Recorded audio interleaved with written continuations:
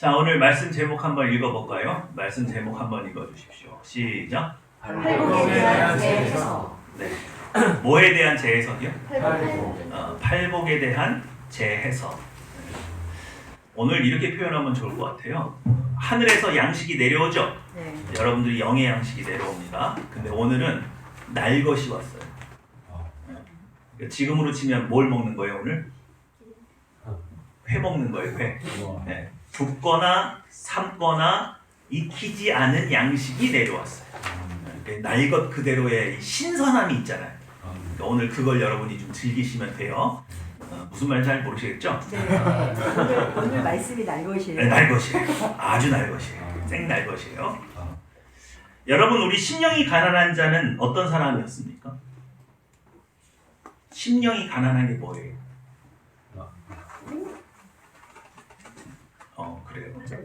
망각의 은사가 그래요. 저는 이럴 때마다 지거의식을 느껴요. 여러분들이 망각할수록 목사는 잘릴 위협이 없다. 제 생명을 연장시켜 주시려고 여러분들이 내 망각의 은사를 사용하시는 줄 믿습니다. 자, 심령이 가난한 자를요, 성 어거스틴은 겸손한 자라 그렇게 해석을 했어요. 어거스틴은 굉장히 위대한 신학자죠. 그럼에도 불구하고 여러분, 심령이 가난한 자를 겸손한 자로 이해를 하면 이게 맞나요? 틀린 것 같죠. 왜요? 겸손한 자에게 하나님은 천국을 주지 않으세요. 그러면 여러분은 천국에 어떻게 들어갑니까? 여러분은 어떻게 천국에 들어갔어요? 예수님을 나의 구주로, 그리고 나는 누구로? 그렇죠. 죄인으로. 하나님 앞에 아무것도 내세울 게 없는 영적 빈곤 상태를 고백하고, 그래서 하나님의 종으로서, 하나님 앞에 죄인으로서 저는 죄인이 맞습니다라는 고백을 통해서 당신이 꼭 필요합니다. 예수님의 십자가가 저에게 꼭 필요합니다. 이런 신앙의 고백을 통해서 천국에 들어가잖아요. 그렇죠? 그러니까 제 아무리 위대한 신학자라 할지라도 심령이 가난한 자를 겸손한 자라고 해석하는 것은 옳지 않아요. 그리고 또 여러분이 이 말 자체를 통해서 심령이 가난한 자는 영적 빈곤 상태에 있어서 나 스스로가 죄인이고 지금 당장 하나님께서 나를 지옥에 던지신다고 해도 할 말이 없는 정말 구제불능의 죄인이라는 것을 고백하는 자를 지칭하는구나 라고 이해를 하는 것은 신학의 도움을 받아서 이해를 하시는 거예요. 이때 당시에 사람들이 이렇게 이해를 한 거예요. 그때 그 사람들은 그렇게 이해를 못해요. 대부분이 무산대중이에요. 배운 게 없고 학식이 없고 성경 말씀을 읽어도 이해할 수를 모르는 일반적으로 교육이 안 된 사람들이에요. 그들에게 예수님이 심령이 가난한 자는 복이 있나니 천국이 저희 것이며 라고 외치면 그 사람들이 막 묵상을 갑자기 막 하면서 야 이거 영적으로 빈곤 상태를 의미하는구나 그래서 막 신학적으로 이해를 해가지고 답을 했겠어요? 이거는 2차 가공이 일어난 거예요. 신학의 도움을 받아서 신구약 성경의 모든 내용들을 축약한 신학자들이 모여서 이것은 명백하게 자기 자신을 죄인으로 깨달은 사람들을 하나님께서 천국에 불러 모으신다는 뜻이구나 라고 신학의 도움을 받아서 이해가 된 거예요. 그러니까 조금 날 것이에요? 2차 가공이 좀 된 거예요. 가공이 됐죠. 이해하기 쉽게. 여러분, 그러니까 이걸 제가 2차 가공됐다고 해서 불량식품이라는 얘기가 아니에요. 신학의 도움을 받았다 이거예요. 그러나 그렇다면 예수님 당시에 심령이 가난한 자를 무산대중, 아무것도 가진 게 없고 교육을 받지 못한 이때 당시에 이스라엘 사람들은 이걸 어떻게 이해를 했을까? 이게 뭐예요? 날 것이에요. 가공되지 않은 신학적 의미를 찾는 거죠. 그래서 원래 목회자는요, 성경 말씀을 볼 때 두 가지 의미를 찾는데 굉장히 애를 써요. 왜냐하면 예수님께서 심령이 가난한 자는 복이 있나니 천국이 저희 것이며 라는 말을 가장 먼저 들은 사람은 누구예요? 그때 당시에 이스라엘 백성이죠. 그들이 어떻게 이해했을까? 그리고 이 말씀은 분명히 명백하게 그들뿐만 아니라 오늘날 하나님을 믿고 따르는 우리에게도 하신 말씀이죠. 네. 그래서 지금 이 시대에 우리에겐 어떤 의미가 있는가? 그래서 이 시대적인 의미를 찾는데 시간이 좀 많이 들어요. 무슨 말인지 아시겠죠? 네. 그래서 오늘 테스트를 잠깐 해보고 들어갑니다. 그래야 여러분이 오늘 날 것을 삼킬 수가 있어요. 참 좋은 목사예요, 그죠? 자, 한번 읽어볼까요? 시작. 선하고 아름다운 삶이라는 책을 쓰신 분이 있는데 그분이 누구냐? 제임스 브라이언 스미스라고 하는 목사님인데 이분은 미국에서 차세대 지도자로 지금 굉장히 명망 있는 목사님이에요. 자, 근데 그분이 뭐라고 그랬어요? 밑에 시작. 팔복을 받기 위한 청합전이 많은 사람들이 팔복을 오해해서 팔복의 조건을 맞추면 팔복에서 약속한 복을 얻을 수 있는 거 아니야? 이렇게 생각을 하고 기복적으로 팔복을 이해하는 경우가 많았다 이거예요. 그래서 우리 제임스 브라이언 스미스 목사님은 팔복이 원래 전하려고 하는 뜻은 그게 아니다 라는 것을 역설적으로 이해시키면서 팔복의 진짜 의미를 우리한테 가르쳐주고 싶은데 그것을 날것으로 써놨어요. 이 책에 있는 내용을 기반으로 오늘 설교의 뼈대를 만들 거예요. 무슨 말인지 아시겠죠? 네. 자, 그런데 팔복에 대해서 제고하려고 하는데 읽어볼까요? 시작! 팔복에 관하여 올바르게 생활하면 예수님께서 복을 가르치시던 당시 상황을 이해해야 한다. 바로 이거죠. 그러니까 제임스 스미스 목사님이 오늘 우리에게 보여주고자 하는 것은 예수님 당시에 이 팔복을 그들이 어떻게 이해했겠느냐? 그것을 통해서 날 것 그대로를 좀 먹어볼 필요가 있다. 그래서 오늘 양식은 하늘에서 뭐가 내려왔다고요? 회가 내려왔다. 자, 우리 예제를 한번 해볼게요. 누가복음 9장 57절로 62절 한번 가볼까요?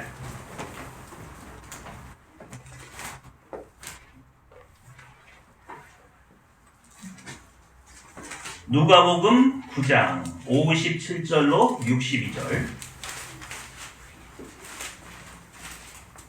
신약성경 109페이지입니다.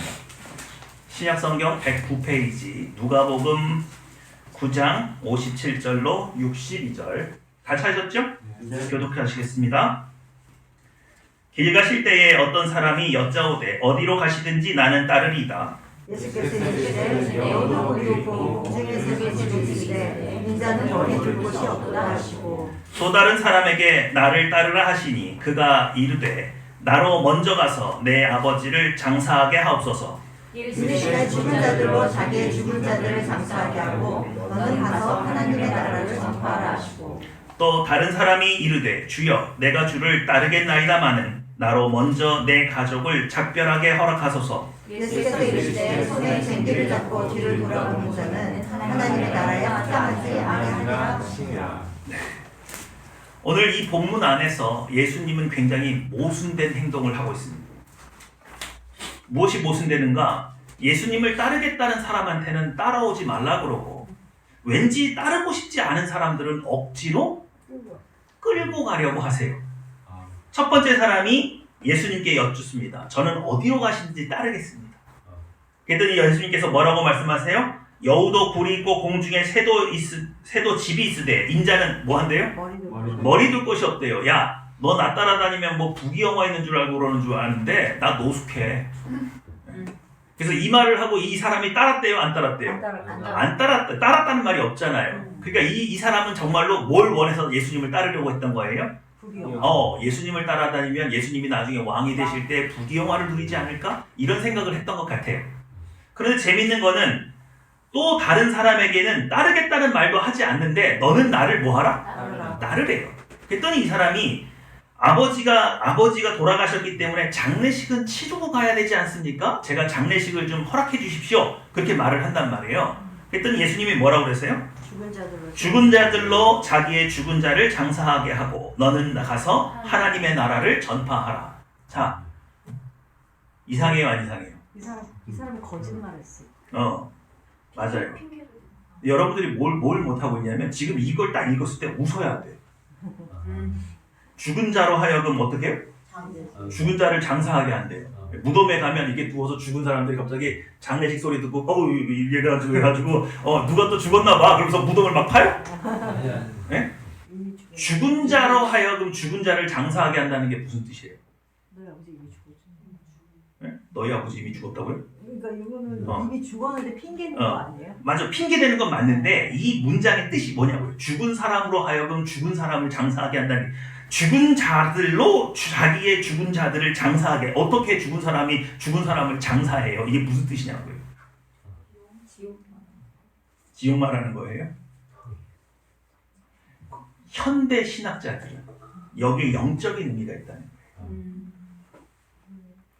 영혼이 죽은 자들로 육체가 죽은 자를 처리하게 하고 너는 하나님의 나라를 전파해라. 무슨 말인지 아시겠어요? 다시 한번, 뭐가 죽은 사람으로 하여금? 영혼이 죽은 자들로 하여금 누구를 장사하게 하고 육체가 죽은 사람을 장사하게 하고 너는 하나님의 나라를 전파하라. 생명의 말씀을 전하는 일이 더 귀한데 어떻게 육체를 장사지는 일 때문에 이걸 안 한다고 할 수 있니? 그렇죠? 이거는 현대 신학자들이 밝힌 내용이에요. 그럼 이때 당시 이 장사 지내고 오겠다고 하는 이 청년에게 이 말이 그렇게 이해가 됐을까요? 아니요. 그럼 어떻게 이해된 거예요?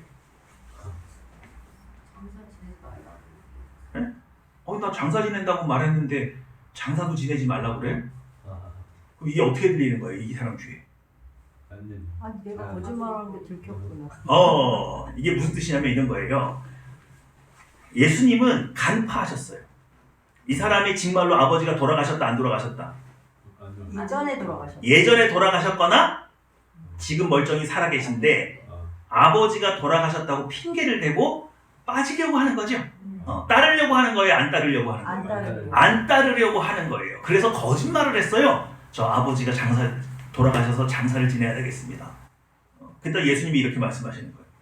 야, 멀쩡히 살아있는 네 아버지를 너가 장사 지내겠다고 하면 나는 네 억지를 똑같이 나도 억지로 한번 맞서볼까? 죽은 사람으로 하여금 죽은 사람을 장사 지내게 하고 너는 나를 따라와. 그러니까 지금 이 청년이 내세우고 있는 억지를 예수님이 뭘로 맞서시고 계신 거예요? 같은 억지로 맞서시는 거예요. 근데 이렇게 같이 억지를 부리고 있으면 누구는 알아? 거짓말하는 억지를 부린 사람은 딱 아는 거죠. 내가 거짓말한 게 들통났구나. 누구는 모르는데 주변은 주변 사람들은 예수님 너무 심한 말 하시는 거 아니야? 돌아가셨다는데 안 가지 말라고 하면 어떡해? 그죠? 그래서 억지로 맞서는 거예요. 그러니까 1차적인 느낌은 뭐냐면, 야, 아버지가 돌아가셔서 뭐 못 따라오겠다고? 너 그렇게 말하면 죽은 사람들이 죽은 사람 장사하는 거랑 똑같은 거야. 잔말 말고 따라와. 이 뜻이에요. 이렇게 이해가 됐을 거예요.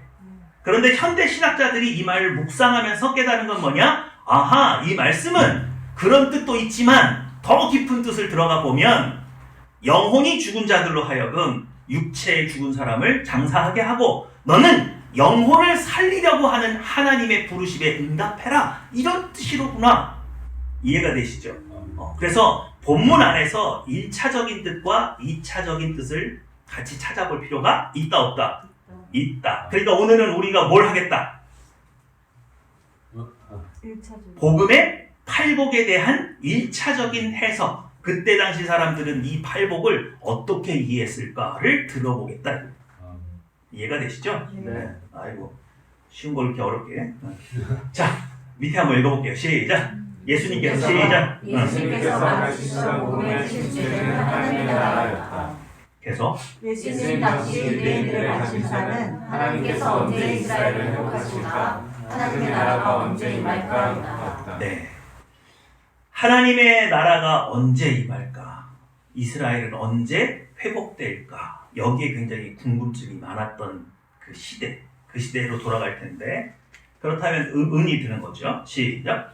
그렇다면 당시 유대인들이 꿈꿨던 하나님의 나라는 어떤 나라였을까? 유대인들이 꿈꾸는 하나님의 나라는 어떤 나라일까요? 여러분들이 꿈꾸는 하나님의 나라는 어떤 나라예요? 천국이죠. 그리고 천국에는 어떻게 생겼어? 천당이야? 천국 그거 정도 같은 거죠. 천국은 어떤 곳이에요? 대신 형제, 네. 천국이 어떤 곳이야? 생명수가 흐르고 생명수가 흐르고 네. 그리고 어린 물만 아이가- 마실 거야?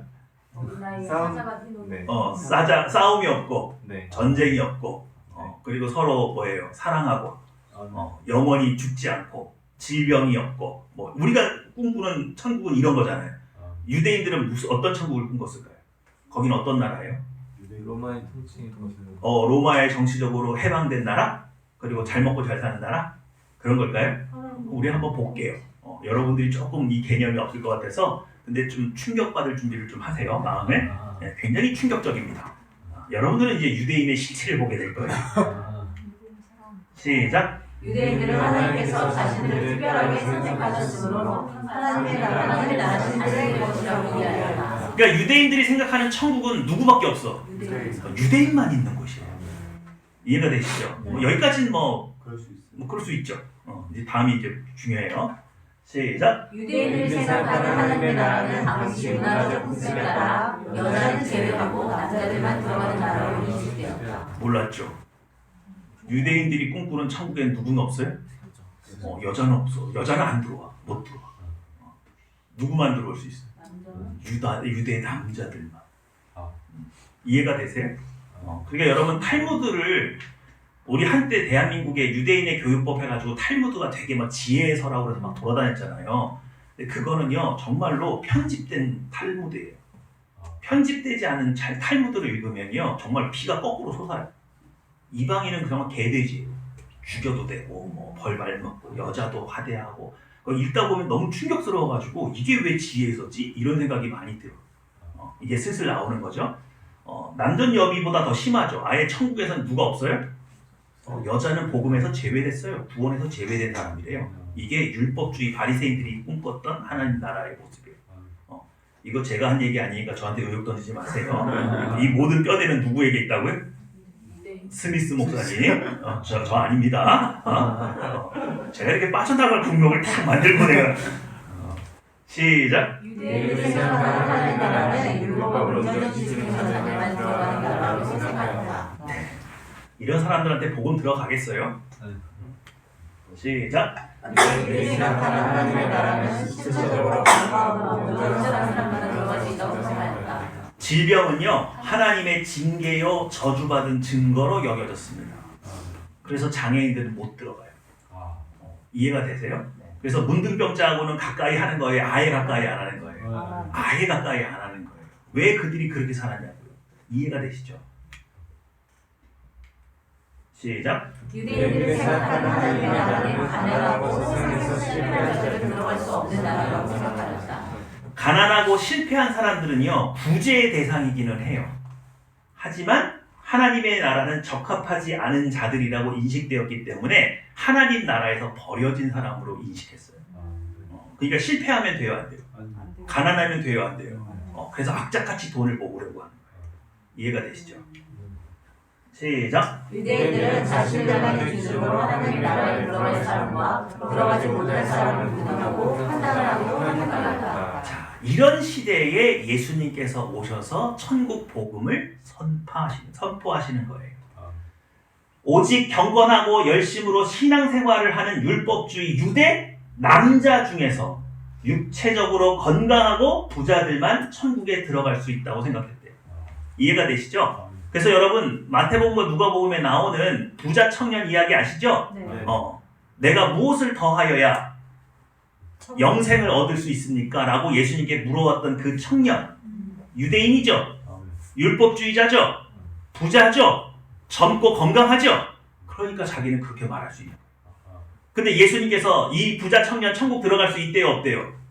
없다고 말을 하니까 주변에 있는 모든 사람들이 놀라서 뭐라고? 그런즉 누가 천국에 들어갈 수 있습니까? 그 이야기할 배경이 바로 이거예요. 그러니까 유대인들의 눈에는 그 부자 청년은 딱 어디에 걸맞는 사람이에요? 천국에 걸맞는 사람이었던 거죠. 이해가 되시죠? 그런 문화적인 배경 속에서 그런 비유들을 이해해야 돼요. 자, 시작. 팔복의 아저씨는 이러한 유대적 배경을 바탕으로 하나님 나라에 들어갈 구원의 대상이 누구인지 분명히 밝히게 되었다. 그러니까 팔복은 복 받는 비결을 기록한 게 아니고 정말 누가 천국에 적합하냐를 기록한 것이다 이거예요. 이해가 되시죠? 네. 여러분 우리가 이 팔복을 읽을 때 여러분은 이게 번역된 것을 읽다 보니까 예수님께서 딱 한 번 이걸 말씀하신 것처럼 느껴지잖아요. 근데 이 시제를 보면 예수님이 계속해서 반복적으로 이 팔복을 이야기하신 거예요. 이해가 되시죠? 자, 한번 읽어볼까요? 시작! 유대인의 관습과 관념에 따라 자신을 하나님의 나라의 주님이 계시려고 생각했던 유대인들, 죄인, 병자, 의회, 여자, 과부, 고아, 가난한 자들, 실패한 자들, 천대받던 반쪽짜리 유대인들이 예수님의 복음 앞에 고개를 들었다. 이들에게 예수님의 복음은 기쁜 소식, 좋은 소식이 그쳤다. 네. 왜 사람들이 뛰어나왔는지 아시겠어요? 네. 왜 예수님 앞에 그 많은 청중들이 몰려들었는지 아시겠어요? 네. 자기들은 천국에 제외된 사람이라고 생각하고 꿈도 못 꿨는데 나사렛에서 온 선지자 예수라고 하는 사람이 뭐라고 말을 해요? 가난한 자도, 병든 자도, 실패한 사람도, 여자도, 노예도, 그리고 반쪽짜리 유대인이 뭐예요?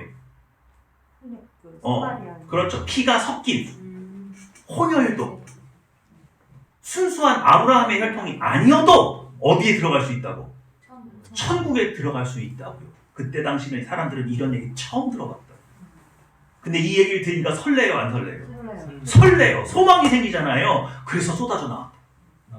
그래서 예수님은 그들에게 내가 한 말이 진실이라고, 저 율법주의 유대주의자들이 한 말이 틀린 말이라는 것을 능력으로 증거하시기 위해서 가난한 자들에게 먹을 걸 나눠주고 병든 자를 뭐 한 거예요? 고쳐주신 거예요. 이해가 되세요? 네. 하나님께 예수님께서 괜히 뭐 미끼 상품처럼 자 골라 이래가지고서는 사람들 모여들려고 뭐 이렇게 밥 주고서 꼬시려고 그게 아니라 정말로 천국에 너희가 들어갈 수 있다. 왜? 능력이 많으신 하나님은 너희라고 해도 들어가 보낼 수 있는 능력이 있으시다 없으시다? 있다는 걸 보여주는 거예요. 그래서 가난한 자들에게 빵과 음식을 나눠주고 그리고 병든 자를 고쳐주시는 거예요. 귀신 들린 자를 뭐 하는 거예요? 치시는 거예요. 그렇게 하시는 거예요. 그래서 능력으로 증거하시는 거예요. 그래서 율법주의에 눌려 있어서 우리는 천국 꿈도 못 꾸는 그런 사람들, 그죠? 그래서 예수님은 죄인들을 찾아다녀서 밥같이 먹죠. 세리 삭개오 집에 들어가서 밥을 먹으면서 왜? 이 사람도 구원의 대상이야? 근데 내가 밥 먹는 게 이상해? 근데 율법주의자들은 다 뭐라고 해요? 저게 선지자라면서 죄인하고 밥을 처먹어? 그죠? 왜 예수님께서 그런 행동들을 하셨나? 바로 이런 문화적인 배경 속에서 예수님의 말씀 자체가 누가 천국에 들어가기에 합당하냐? 그것을 몸소 보여주기 위해서 이런 일들을 하셨다. 그러니까 굉장히 기쁜 소식이겠죠? 네. 그러니까 팔복은요, 그때 당시 사람들한테 혁명이었고 진짜 기쁜 소식이에요. 말 그대로. 이해가 되시죠? 네. 여러분은 지금 날 것을 맛보고 계세요. 네. 자, 팔복에 대한 재해석을 해봅시다. 시작! 신령이 가난한 자는 영적인 빈곤 상태를 의미한다. 그러나 예수님 당시에는 율법적인 관념에 하나님 나라에서 소외된 가난한 사람을 의미한다. 따라서 누가 질서리적 가난한 자라고 하였다. 네.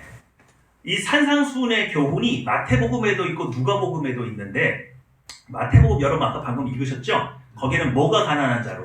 심령이 가난한 자는 이렇게 돼 있단 말이에요. 근데 누가는 심령을 빼버렸어요. 왜? 그때 당시 사람들은 정말로 누구에게 이게 해당되는 말이기 때문에 가난한 자. 너희도 구원의 대상이다.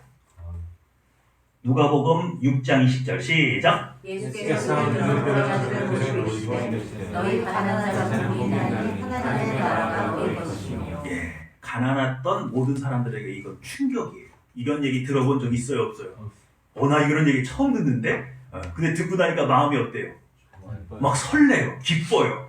야, 나 이거 진짜 이 선지자 말대로 되면 너무 좋겠다. 나도 구원을 받을 수 있다니. 나 같은 가난한 사람도 천국에 들어갈 수 있다니. 소망이 생겼죠? 네. 근데 예수님께서 또 그거를 말로만 입증하는 게 아니라 실제로 막 이적과 기적을 통해서 막 입증하니까 이거 믿을만해요? 안 믿을만해요? 믿을만해요. 그래서 살아있는 복음이 됐어요. 기쁜 소식이 됐어요. 가난한 자들에게 소망의 빛이 됐다. 이해가 되시죠? 네. 그러면 애통한 자는 뭘까요? 이것도 한번 읽어볼까요? 시작. 가난한 너희로 하나님 나라에 들어갈 자격이 있다. 가난한 너희는 결코 하나님의 나라에서 소외되지 않는다라는 복음을 선포한 것이다. 네, 이렇게 가난한 자들에게 빛이 되고 복음이 되었다. 자, 애통한 자 시작. 애통한 자는 인생의 삶을 불러 하나님의 나라조차 찾고 있었던 사람들, 노예의 단속자의 유대인, 율법에 의해 정죄된 죄인이다. 네, 죄인이에요, 죄인. 그냥 말 그대로 죄인이에요. 율법에 의해서 정죄된 죄인. 근데 율법에 의해서 정죄가 한번 되면 그것을 다시 회복할 수 있나요? 용서받을 기회가 없죠. 율법주의자들은 그냥 다 죄인이라고 선을 긋고 상종하지를 않았기 때문에 그들은 그냥 내가 죄인이로구나 낙인 받으면 그 이후로는 돌이킬 방법이 없는, 그래서 가슴을 치면서 어떻게든 회복하고 싶으나 회복할 길이 없는 사람들, 바로 애통한 자들이죠. 시작. 우매한 자는 지주나 권세자 앞에 저항할 힘조차 없었던 사람들, 자기가 이야기할 후에 수장은 억울하지만 하소연할 곳조차 없었던 바보들이다. 신학적으로 온유한 자는 하나님의 말씀 앞에 잠잠히 오래 참고 기다리는 모습이에요. 그러나 그때 당시는 잠잠히 기다릴 수밖에 없고 그것밖에 할 게 없는 착취당하는 노예, 소장농, 이런 사람들. 근데 그들은 항상 자기 땅이 있어요, 없어요? 없어요. 근데 하나님께서 뭘 주신대요? 땅을 주신대요. 땅. 여러분, 소장농이나 노예의 꿈이 뭐예요? 손바닥만한 거라도 누구 땅? 내 땅 갖는 게 소망인데 예수님께서 천국에 너희 땅이 있대요. 얼마나 기뻐요. 그죠? 이들 마음속에 천국이 임하죠. 시작. 의를 공부하는 자들은 것을 발명하는 자들이라는 뜻인데 이는 의를 필요로 하는 자들이라는 의미다. 사람들로부터 무리한 자들이라고 손가락질 받기 때문에 하나님의 의가 반드시 필요로 하는 사람들, 용서받고 회복되기를 소망하나 길이 없는 사람입니다. 네. 이제는 좀 나쁜 짓 안 하고 착하게 살 수 있는데, 근데 아무도 받아주지를 않고 아무도 용서해 주지를 않아서 회복할 길이 없는 사람들. 그들이 바로 뭐라고요? 의에 줄이고 목마른 자들. 의에 줄이고 목마른 자들에게는 어떤 복이 있어요?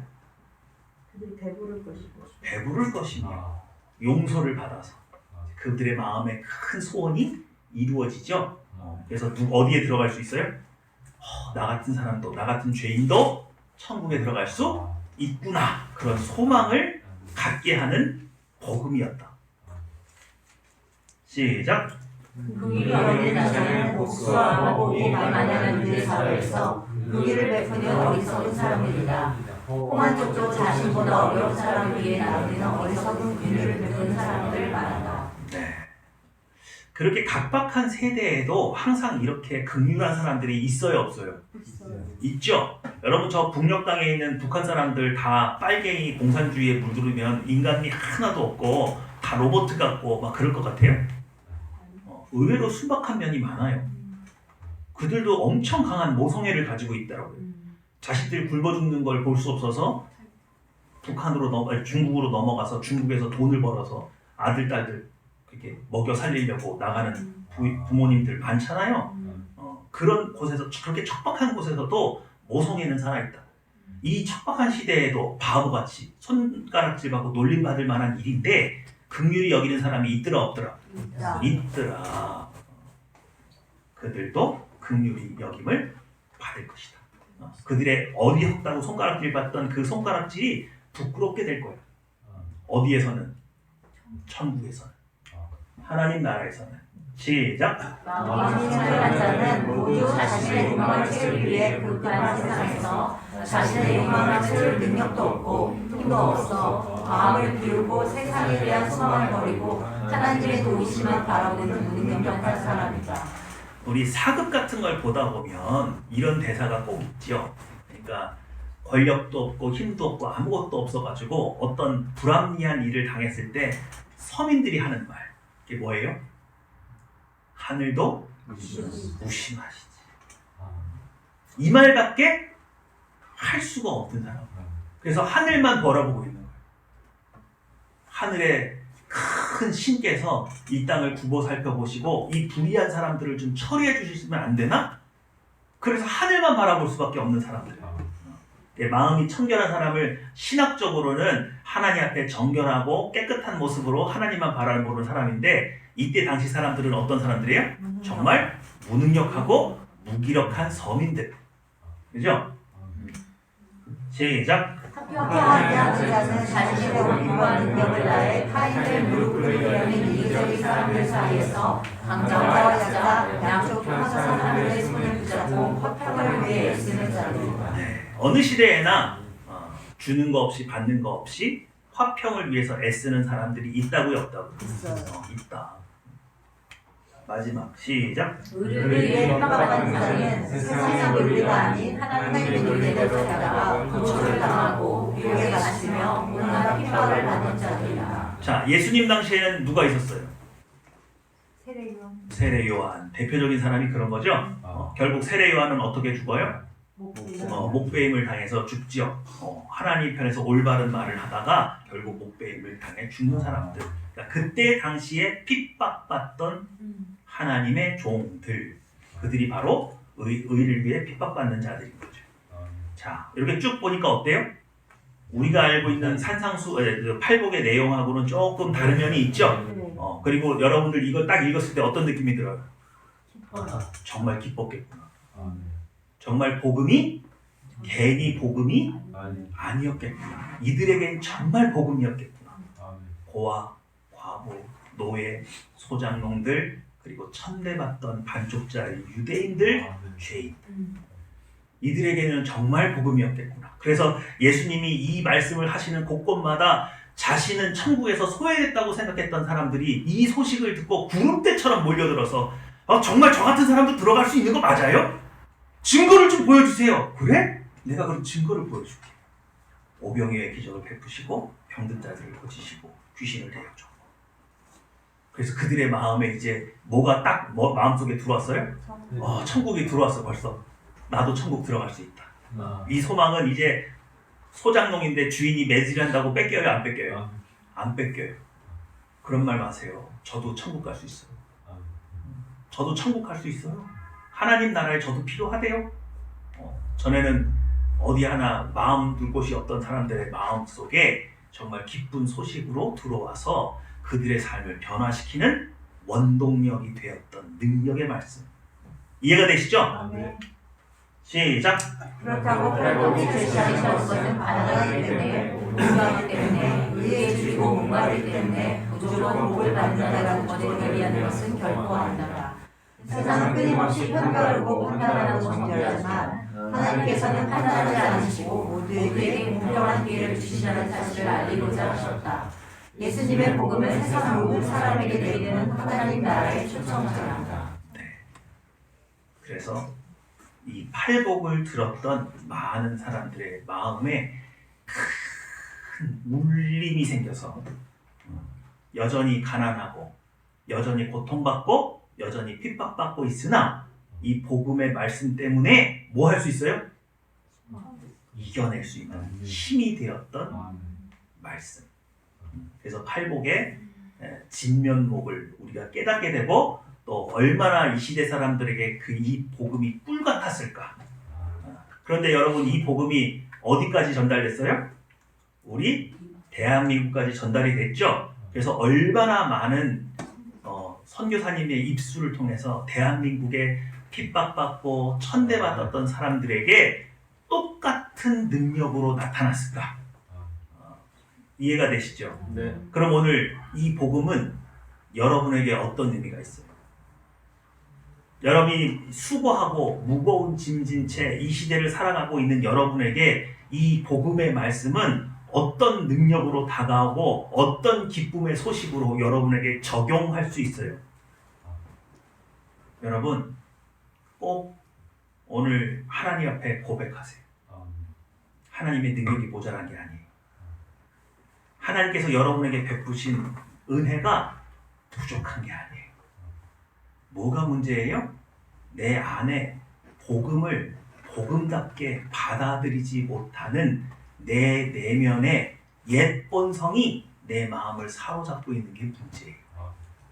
아무리 하나님께서 영생의 귀한 복음을 주셔도 내 눈앞에 있는 문제 하나를 놓고 이것 하나도 해결해 주지 못하는데 복음이 무슨 소용이 있어요? 이렇게 말을 하는 내 안에 있는 옛 본성이 문제라고요. 이 복음이 그때 당시 모든 사람들의 노예를 다 풀어줬어요? 아니요. 가난한 사람들에게 매일 빵을 나눠줬어요? 아니요. 병든 사람 낫고 나면 다음에 병 안 걸려요? 그렇지 않잖아요. 내세에 대한 소망으로 현세를 이길 힘이 됐단 말이에요. 그래서 이 복음의 능력을 믿은 사람은요, 현세의 모든 어려움을 딛고 일어났어요. 믿으십니까? 근데 지금 내 눈앞에 당장 돈이 없고 나를 도와줄 사람이 없고 내 마음의 억울함을 풀 길이 없다고 복음이 의미가 없다고요? 그런 거 아니에요. 뭐가 문제입니까? 우리 지금까지 누차 말씀을 드렸어요. 이스라엘 백성은요, 가나안 땅에 도착하기 이전에 광야까지 나오는 때에 애굽에서 10가지 재앙을 맛봤고 홍해가 갈라지는 것을 맛보고 광야에 나와서도 만나를 먹었어요. 그런데 그들의 마음속에 항상 뭐가 있어요? 기쁨이 넘쳐요? 아니요. 옛 본성이 마음을 지배하고 있으니까 하나님이 애굽에 장지가 없어서 우리를 광야로 끌고 나와서 죽이려고 우리를 데리고 나왔다고 말을 하고, 매일같이 내일도 만나가 온다는 보장이 어디 있느냐고, 그리고 차라리 애굽으로 돌아가서 종로로 타는 게 훨씬 더 낫다고, 하나님 없이도 살 수 있는 것처럼 다시 그렇게 얘기하는 거. 은혜가 부족했어요? 아니라니까요. 아니라니까요. 누구는 이 복음을 따라서 자신의 인생을 완전히 개혁하는데, 누구는 이 복음의 은혜를 받고도 부족하다고 말하는 것은 내 안에 있는 옛 본성을 처리하지 못해서 그래요. 근데 여러분, 제가 깜짝 놀란 거는요, 제가 이 말씀을 여러 군데서 전했는데 이걸 구체적으로 고백하게 안 하니까요, 못하더라고요. 내 안에 있는 옛 본성을 제어를 못해요. 그래서 제가 한 공동체에 가서 구체적으로 설명해주고 구체적으로 말을 하게 했더니 사람들이 변하더라고요. 마치 이렇게 무슨 잠에 깨가지고 멍멍한 사람이 눈이 딱 떠졌을 때 이렇게 총명이 돌아온 것처럼 눈빛이 달라지는 거 있죠. 맨날 염려하고 근심하고 두려워요? 도대체 당신의 두려움의 내용이 뭡니까? 뭐가 그렇게 이 복음을 받아들이고도 당신은 뭐가 그렇게 무섭고 뭐가 그렇게 두려워요? 그럼 맨날 그 두려움을 내쫓기 위해서 기도하라고 말을 했더니 대부분의 성도님들이 그래요. 주님, 제 마음속에 지배하고 있는 이 두려움을 내쫓아 주시옵소서. 그랬더니 두려움이 가요? 가요, 안 가요? 안 가더라고요. 그 저한테 그러는 거예요. 자기는 기도했다는 거예요, 안 했다는 거예요? 저 목사님이 그렇게 기도하라고 저 기도했어요. 제가 말하는 기도는 그런 기도가 아니에요. 여러분, 우리 악한 영을 내어 쫓을 때 성경을 잘 읽어보시면 그 악한 영의 정체, 이름을 묻는 장면들이 나와요. 네가 누구냐? 그런 성경에서 이렇게 되죠. 우리가 군대입니다. 왜? 우리의 숫자가 많습니다. 그래서 군대 귀신 들린 자가 있잖아요. 또 태어나면서부터 말하지 못하고 보지 못하고 귀먹게 한 귀신, 그죠? 귀신들의 이름이 나와요. 그런 것처럼 하나님 앞에 내 마음의 옛 본성이 나를 지배하고 있다는 걸 이해를 했으면 도대체 어떤 두려움이, 어떤 종류의 두려움이 내 마음을 사로잡고 있는지를 봐야 돼요. 그걸 잘 모르시겠으면 성령 하나님께 기도하세요. 내 안에 나와 함께 계신 성령 하나님, 제 마음속에 있는 두려움의 내용이 뭡니까? 제가 도대체 뭘 두려워해서 하나님이 나의 아버지가 되어주시고 예수님이 나를 위해서 십자가에 달려 돌아가시고 성령님께서 지금 내 안에 계심에도 불구하고 저는 목자 없는 양처럼 두려워하는 이유가 뭡니까? 물어보셔야 돼요. 그래서 알아야 돼요. 네. 믿으십니까? 네. 그럼 이러는 거예요. 하나님, 저는 어렸을 때부터 부모님한테 칭찬을 받지 못해서 제가 지금 뭘 하고 있는데 이걸 잘하는 일인지 못하는 일인지 항상 모르겠어요. 사람들이 나를 어떻게 보는지 그게 너무 두려워요. 그래서 늘 자신감이 없어요. 이런 구체적인 진술이 있어야 된다고요? 없어야 된다고요? 네. 있어야 된다는 거예요. 네. 그게 중요해요. 하나님, 제 안에 이러저러한 이유로 이 두려움이 제 마음을 지배하고 있습니다. 그래서 성령님이 나와 함께 계심에도 불구하고 제가 기쁨이 없습니다. 그러니 제 마음 가운데 임하여 주셔서 누구의 능력으로? 성령님의 능력 말고 뭐? 내 마음을 깨끗하게 하려면 어떻게 해야 돼요? 예수 그리스도. 예수 그리스도의 보혈의 피로 제 마음을 씻어주셔서 네. 다시는 이 두려움이 제 마음을 사로잡지 못하게 하여 주시고 아버지 하나님이 나와 함께 계신다는 것으로 기쁨을 누릴 수 있도록 성령 충만으로 제게 임하여 주시옵시고 저를 붙들어 주시옵시고 기쁨을 누리게 하옵소서. 네. 이 기도해야 된다. 네. 아멘. 그러면 알 수 없는 항상 두렵고 염려하던 그 마음이 세번성으로 바뀌는 걸 깨닫게 돼요. 이해가 되시죠? 네. 그래서 마치 천국 복음을 처음 들었던 소장농, 노예, 여자, 죄인들 이런 사람들 마음에 큰 기쁨으로 왔던 것처럼 여러분 마음에 다시 그 기쁨이 살아나서 내 미래를 밝게 볼 수 있게 되는 거예요. 네. 이제부터 내 미래는 누구와 함께하는 미래로? 하나님. 하나님이 함께 해주신다. 네. 근데 나와 함께하는 이 하나님은 그냥 시시한 분이 아니에요. 온 우주를 창조하신 분이에요. 그분이 나와 함께 계시고 내 인생을 주관하여 주시고 인도해 주시니 네. 사람의 지혜에 비할 바가 돼요, 안 돼요? 안 돼요. 안 되죠. 그러니 나의 미래는 밝다 어둡다? 밝다. 밝다. 그가 나를 넘어지면 일으켜 주실 것이기 때문에. 그런데 내 마음에 이런 우울감, 좌절스러운 생각 이런 모든 것을 샅샅이 찾아내서 그것을 예수 그리스도의 보혈의 피로 씻는 이 작업은 반드시 필요해요. 네. 그래야만 이 귀한 복음이 정말 기쁨으로 내 안에서 나의 삶을 움직이는 원동력으로 작동될 수 있어요. 네. 오늘 이 복음을 들었던 사람들이 얼마나 기뻐했을까를 생각해 보시고 과연 나는 지금 이 기쁨 속에서 살고 있는지를 확인해 보시고 내 안에 이 기쁨에 동참하지 못하게 하는 내 안에 있는 오래 묵은 상처들, 사람들의 비난, 받지 못했던 사랑, 그 모든 것, 부족했던 것들 하나님 앞에 다 고백하시고 오늘 성령 충만 받는 시간 되길 원합니다. 아멘. 네. 기도하시겠습니다.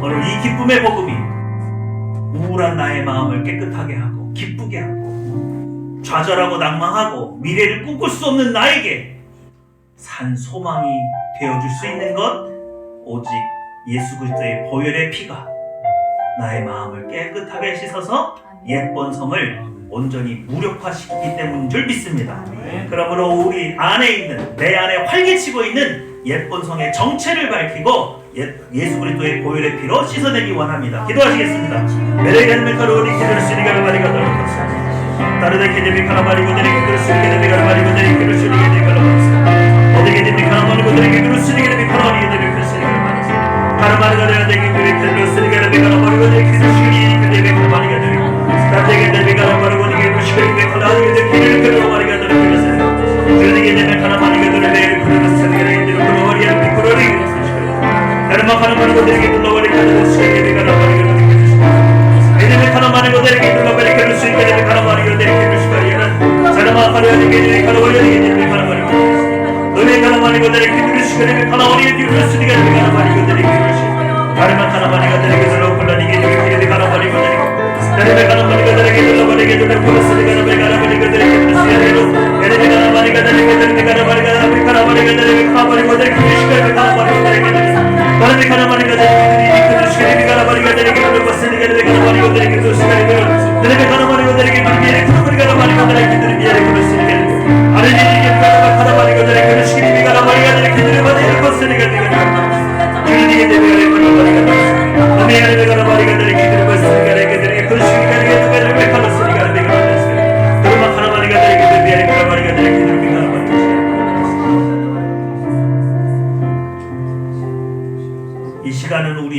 영안을 씻기 원합니다. 아멘. 하나님께서 아무리 평안하다, 내가 너와 함께 있다, 내가 너를 붙들고 있다, 괜찮다 말씀하셔도 하나님 눈에 보이는 게 없잖아요. 돈이 없잖아요. 도와주는 사람들이 없잖아요. 저 사람들 아직도 나를 회방하잖아요. 내 눈에 길이 안 보이잖아요. 아니요. 오늘 그 더러운 눈을 예수님의 보혈의 피로 씻기 원합니다. 아멘. 주님의 증거를 보기 원합니다. 아멘. 옛 본성은 광야에서 흩날리는 모래 폭풍과 가시덤불만을 보고 있지만 깨끗한 영안을 가진 하나님의 종은 구름 기둥과 불 기둥을 보고 여전히 나와 함께 계시고 나의 길을 인도하시는 하나님만 바라보기 때문에 좌절하거나 낙심함이 없습니다. 그러므로 오늘 제가 허탄한 데에 마음을 두지 않고 하나님께만 눈을 돌리기 원합니다. 아멘. 저의 눈을 씻어 주십시오. 하나님의 증거들을 보게 해주십시오. 네. 제 육체의 정욕의 증거들에 반응하지 않고 아멘. 오직 아버지께서 보여주시는 증거에만 제가 반응하기 원합니다. 저의 영안을 깨끗하게 씻어 주시옵소서. 기도하시겠습니다.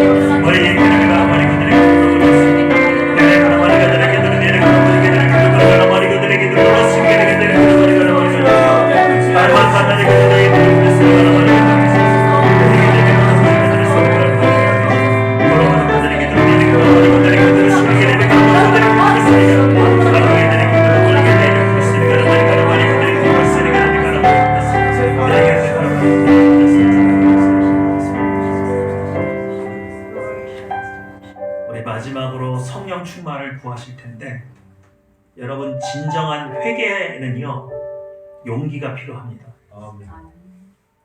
하나님께서 모든 죄에 대한 책임을 미루고 나는 아무 책임도 안 짓고 뒤로 숨는 게 그게 믿음이 아니에요.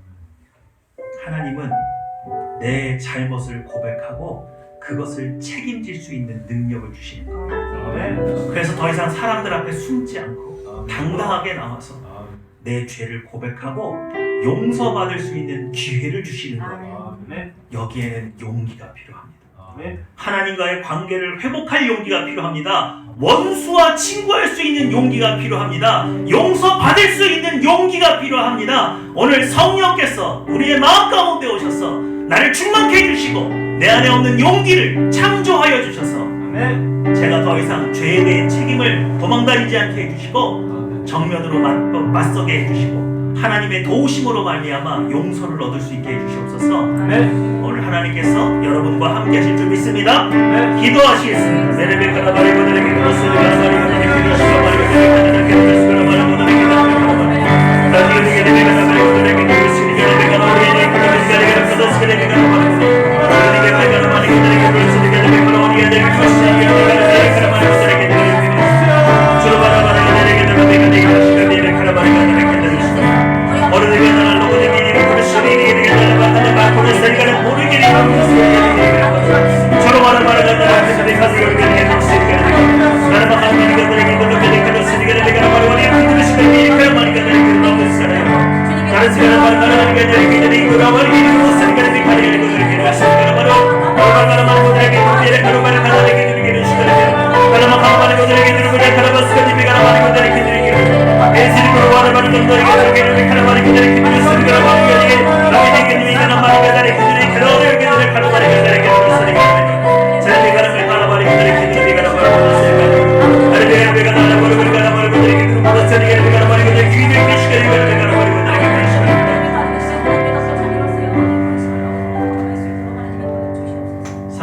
성령과 충만하신 아버지 하나님, 오늘 다윗 왕에게 허락했던 그 용기를 우리에게 허락하여 주시옵소서. 아멘. 세상이 너무 무섭고 내 직장 상사가 너무 무섭고 아멘. 사람들의 평판이 무서워서 떨고 있는 내 안에 있는 옛 본성은 온전히 잠잠케 되고 아멘.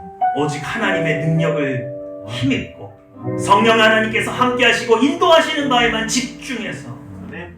제가 맡은 바 모든 일을 잘 감당하고 넉넉히 세상을 이기는 하나님의 자녀가 되기 원합니다. 아멘. 주님 닮게 하여 주시옵소서. 아멘. 이 세상에 더 이상 무서운 게 없는 예수님과 같은 하나님의 자녀로 서게 하여 주시옵소서. 아멘. 우리의 마음에 오늘 성령 충만뿐만 아니라 예수님의 보혈의 권능으로 깨끗하게 씻어주사 아멘. 주님과 같은 모습으로 아버지 앞에 서게 하여 주시옵소서. 아멘. 감사 기도드리며 내 주 예수님의 이름으로 기도했습니다. 아멘.